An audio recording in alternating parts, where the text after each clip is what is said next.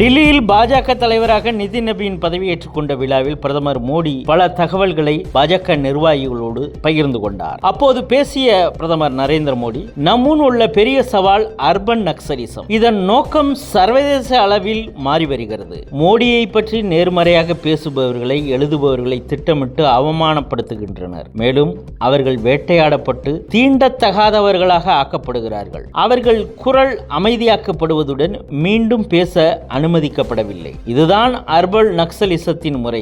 இதுபோன்ற குழுக்கள் பல ஆண்டுகளாக பாஜகவை தனிமைப்படுத்தி கட்சி உறுப்பினர்களை நாடு முழுவதும் தீண்டத்தகாதவர்களாக நடத்தி வருகின்றனர் என பேசினார். மேலும் தற்போது தேசம் அர்பன் நக்சல்களின் செயல்களை புரிந்து கொண்டுள்ளது. இந்தியாவுக்கு தீங்கு விளைவிக்க அர்பன் நக்சல்கள் தொடர்ந்து செயல்பட்டு வருகின்றனர். நாம் ஒவ்வொரு சவாலையும் நமது முழு பலத்துடன் எதிர்கொள்ள வேண்டும் என்றும், இன்று நாட்டின் முன்னுள்ள மிக முக்கியமான சவால் ஊடுருவல்காரர்கள். உலகில் யாரும் தங்கள் நாட்டில் ஊடுருவல்காரர்களை ஏற்றுக்கொள்வதில்லை. மேலும் இந்தியாவும் ஊடுருவல்காரர்கள் அந்நாட்டின் ஏழைகள் மற்றும் இளைஞர்களின் உரிமைகளை பறிக்க அனுமதிக்க முடியாது என தெரிவித்தார். ஊடுருபவர்கள் நாட்டின் பாதுகாப்புக்கு மிகவும் அச்சுறுத்தலாக உள்ளனர். அவர்களை அடையாளம் கண்டு அவர்களின் நாடுகளுக்கு திருப்பி அனுப்புவது மிகவும் முக்கியம். மேலும் ஓட்டு வங்கி அரசியலுக்காக ஊடுருவல்காரர்களை பாதுகாக்கும் கட்சிகளை மக்கள் முன் அம்பலப்படுத்த வேண்டும் என பிரதமர் மோடி பேசினார்.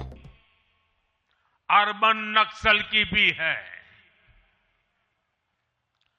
अर्बन नक्सल का दायरा इंटरनेशनल हो रहा है और यहां अर्बन नक्सल की बड़ी चतुराई होती है।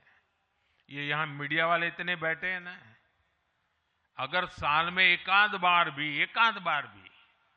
अगर मोदी की किसी अच्छी चीज को उन्होंने ट्वीट कर दिया या टीवी पे बोल दिया या अखबार में लिख दिया, तो उस पत्रकारी तो ऐसी फजेत कर देते, उसके पीछे ऐसे पड़ जाते हैं, उसको अछूत बना देते हैं।